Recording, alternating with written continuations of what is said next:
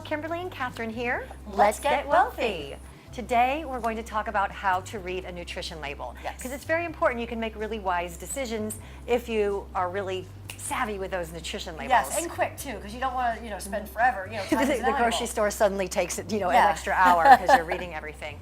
So first of all, we have a little nutrition label that we've downloaded from Wikipedia, and we want you to look at that. You'll notice that the calories, first of all, are in big black letters. Right, because obviously that's what everyone wants you to see first. But it's very easy to be like, oh, it only has 80 calories, I'm fine. But then the next thing you need to look at is the portion size. Or the serving size. So let's say you have a bag of potato chips. It says we'll just use the 80 calories, and then you say serving size is 1/4 of the bag. Then you're like, oh, the whole bag has 320 calories. So you just want to know before you buy, because a good healthy eating habits actually start at the grocery store. They do. They really do. And another place where we've noticed this is with any like healthy granola bar or protein bar, because some of them are healthy, but people quickly glance at the calories and they're like, oh, it only says 180, but they don't see serving size 2. Right. So there's 2 in a package. Now, most of the time, we love it when they list the portion size with like number of crackers or number of this. When they list in ounces, I'm like, do I have a scale in my purse? Right, and grams is worse, because we're all, we don't live in the metric system world right here, so like, we don't know those things. I mean, you can make a general guess if your bag says 8 ounces and they say 4 ounces, and it's half the bag, and then you can kind of judge, okay, did I eat half or whatever.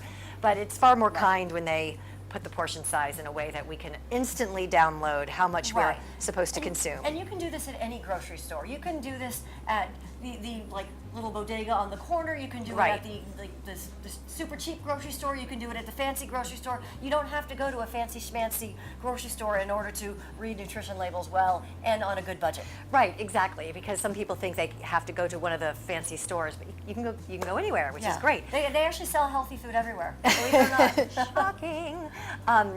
Then next will come the fat, and you'll get the good and the bad fat, and of course the good is the unsaturated. So as long as we're talking about this, you want to, if you're gonna have fat, and you do need fat in your diet. There's some of these no-fat diets. Fat is important. Yeah, we'll do a whole other thing about non-fat stuff. So that's another side. Fat in your diet's okay. Just look for the unsaturated more than the saturated. Right.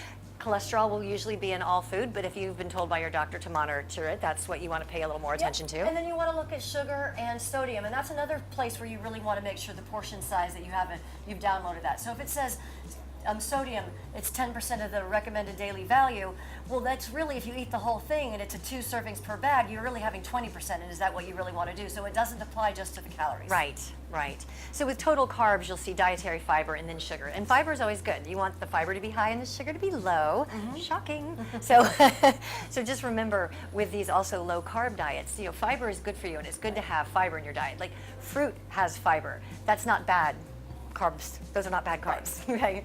And then obviously protein comes next. Yes. And again, high protein, low protein, whatever you've been advised to do. We're not here to tell you what you should do, but that would come next. Right, so pay attention, if your doctor's, Kimberly's already said this, but if your doctor has told you to look out for X, Y, or Z, when you can read a nutrition level really well, then you can check out for X, Y, and Z. And then you can look at the vitamins. They're always listed. I think recently they've changed the rules, and like potassium is now going to start being listed in the one we have, the example we have here. I think it's just vitamin A and C, but they are talking, the big theys, are going to start putting potassium and other minerals and vitamins on the nutrition labels as well. And finally, you want to read the ingredients. Yes. And know that ingredients are listed from the ingredient that is most prevalent in the food to the ingredient that's least prevalent in the food. So if you see, if you have a box of cereal and you see corn and the second ingredient is sugar, run the other way. You don't want sugar, because that means sugar is the second ingredient of anything in the entire cereal. Right. And it's a good rule of thumb to make sure you can pronounce most of the ingredients. Yes. There will be some chemicals and things, and not all chemicals are bad. You just want to minimize. Right. And another rule of thumb is the fewer ingredients, the better. Yeah, it's like the fewer ingredients, the better. But again, it always goes from what's the most to what's the least, and then you can choose accordingly. Right. And the simpler, the better. Do you think, your body won't have to work as hard if it's...